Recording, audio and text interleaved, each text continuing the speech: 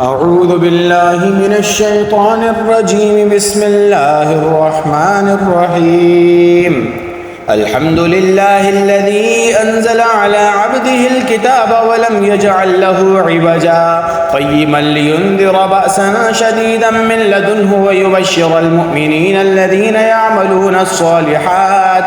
أن لهم أجرا حسنا ماكثين فيه أبدا وينذر الذين قالوا اتخذ الله ولدا ما لهم به من علم ولا لآبائهم كبرت كلمة تخرج من أفواههم إن يقولون إلا كذبا فلعلك باخع نفسك على آثارهم إن لم يؤمنوا بهذا الحديث أسفا إنا جعلنا ما على الأرض زينة لها لنبلوهم أيهم أحسن عملا وإنا لجاعلون ما عليها صعيدا جرزا أم حسبت أن أصحاب الكهف والرقيم كانوا من آياتنا عجبا إذ أوى الفتية إلى الكهف فقالوا ربنا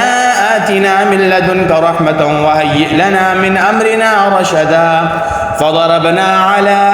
آذانهم في الكهف سنين عددا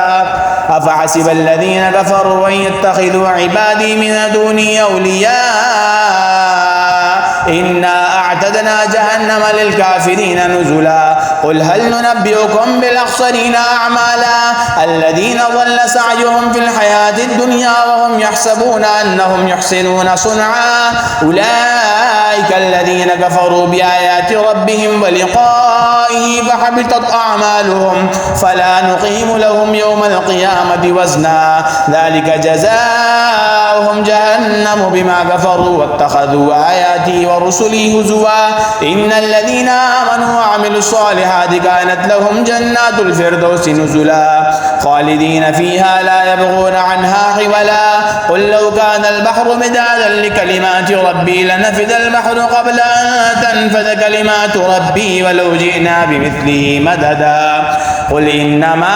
أنا بشر مثلكم يوحى إلي أنما